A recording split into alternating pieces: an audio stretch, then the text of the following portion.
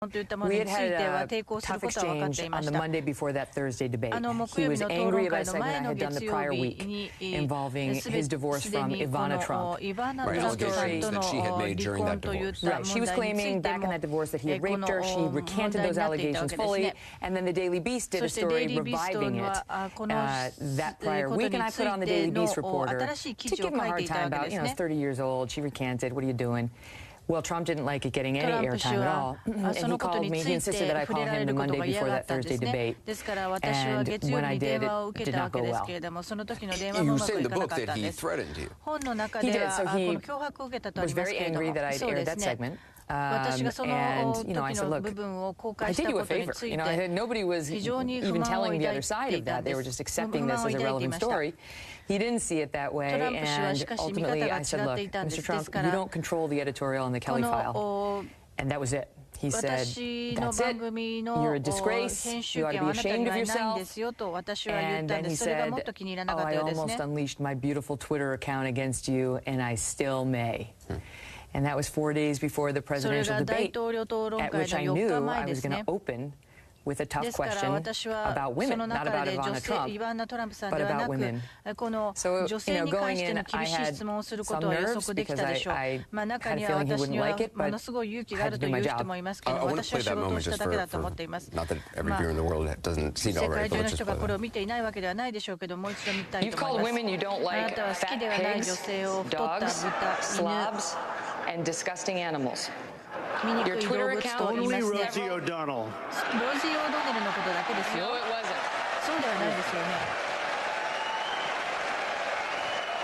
Your Twitter account.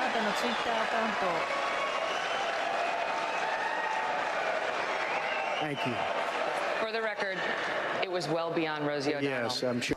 You once told the contestant on Celebrity Apprentice it would be a pretty picture to see her on her knees. Honestly, Megan, if you don't like it, I'm sorry. I've been very nice to you, although I could probably maybe not be based on the way you have treated me, but I wouldn't do that. Looking at it now, what do you think? What I thought in the moment, which was that was a veiled threat, and I understood why he was suggesting I hadn't been nice to him. And, you know, I figured at the time maybe he's going to come after me a bit on Twitter, and that'll be that. I mean, this is in part the nature of our jobs. Sometimes politicians are unhappy with our coverage, and you have to take it. So that's what I thought was going to happen. You know, he's beaten up on me pretty good in the days after that debate, and then it just started to take on a different tone, and it started to just have different words. And by, you know, the following night, he was on with Don Lemon and made those blood comments, and that just changed everything in the debate. You know, I mean, it was, I went to the beach to be with my husband and my kids later that night. I saw Don that night. Normally, I'm not watching him. I love Don, but I saw him and we pre-taped the Kelly file, and Trump had insisted that he go on at 9 o'clock on CNN across from me. You guys let him go on commercial-free for 30 minutes and still beat you. Not you, it was Don. And that's when he made those comments. So I got in the car to go to the beach after that, and I was looking through my phone, and just the internet lost its mind over those comments. And I see these politicians tweeting out, I stand with Megyn. It was like, what the? You know, the presidential candidates. And just things would never be the same again. It was just a... You ended up with security. I mean, you had to, even going to Disney World, I think, with your family, you had to have a security. We had security guards the whole year. I mean, the threat level just got so high that it was impossible not to take that seriously. And, you know, it's not like I was walking around actively believing that somebody was going to necessarily try something, but it was high enough that we had to take it seriously. Well, you write about it in the book that a Fox executive actually said something to the Trump campaign about, you know, it would not be good for you if Megyn Kelly is killed. So Michael Cohen, who is Trump's top lawyer and an executive vice president with the Trump Organization, had retweeted, "Let's gut her," about me, at a time when the threat level was very high, which he knew. And Bill Shine, an executive vice president at Fox, called him up to say, you got to stop this. Like, we understand you're angry, but this is, you know, she's got 3 little kids, she's walking around New York, really. And he didn't much care. And what Bill Shine said to Michael Cohen was, let me put it to you in terms you can understand. If Megyn Kelly gets killed, it's not going to help your candidate. The fact that an executive at your company, though, I mean, that's an actual thought, that's out there, that a real concern is incredibly telling. Well, listen, there's no question that some of the tactics engaged in by those supporting Team Trump were questionable. Michael Cohen did that. Corey Lewandowski specifically threatened me if I showed up at the second debate hosted by Fox News, which our executive vice president said back to him, knock it off. You don't threaten our reporter. She will be there. And that was the one that Trump skipped. And, it went on from there. I mean, even as recently as right before Donald Trump won, his online social media guy issued another threat saying, wait till you see what happens to her after this election. But you took that as a threat, as a personal threat, or as a professional threat? I don't take it that seriously. It's Trump's golf caddy who now runs his online services, right? So I was like, he's trying to get my attention, I guess. But the point is, these are not your normal tactics that we see in a presidential race unleashed against a journalist who asked a tough question. I don't think it would have made any difference, but some, in reading the book, have criticized you for not revealing all of this, that conversation you had with Trump before, where he talked about unleashing his beautiful Twitter on you, kind of holding on to that until the book came out. Do you think it would have made any difference? No. I mean, do you think if the Access Hollywood tape didn't make a difference, and the 12 female accusers didn't make a difference, and the Khan family and Judge Curiel, none of that mattered, that he mentioned his beautiful Twitter account was going to be a game changer?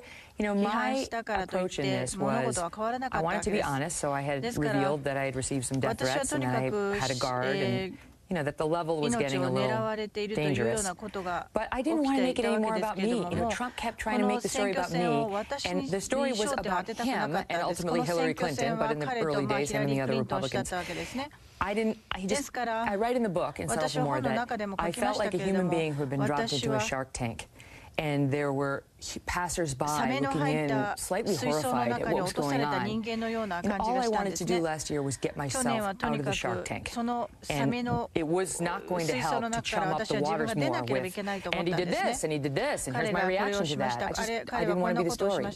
Even when he was making the comments, the blood comments, the other things, we didn't even cover it on the Kelly file. Just didn't even want to touch it. Journalistically, it's a difficult position because on one hand, these are facts which, might persuade a viewer, or at least inform a viewer, or it's just part of the historical record. The flip side of it is, journalistically, you don't want to be the story. You don't want to be. Exactly, and I think journalistically it wasn't a hard call for me, because this isn't like someone came to me and said, I want to tell you something that happened between me and Donald Trump. This is me. We're under no obligation to report our own personal experiences just because we also happen to be journalists. In that regard, we're sort of half private citizen, where it's up to us whether we want to reveal our personal stories. More of my conversation with Megyn Kelly ahead tonight, including this. I lost my dad when I was 10. Your dad died when you were a sophomore in high school, and I hadn't realized that until I read the book. But I'm wondering, that loss, did it shape the person you are now? Did it change the person you were?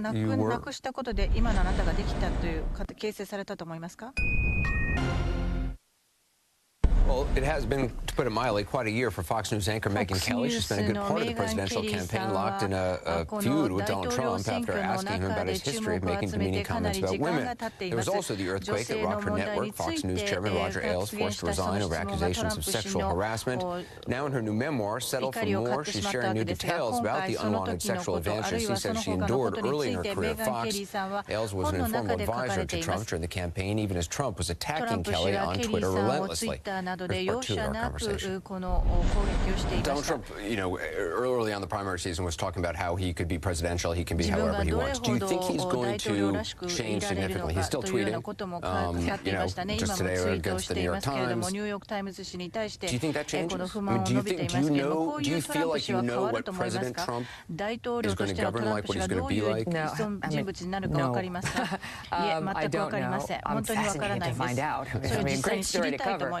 But 材をしたいと思います。70歳でいらっしゃいます。70歳の男性で、これまでと態度を大きく変えるといった人たちがいるということはあまりないような思いがします。ただ、何か変えようとするかもしれません。期待としては、もう少し発言といったものが変わるということですね。そして、その大統領としての権限の大きさといったもので、少しは態度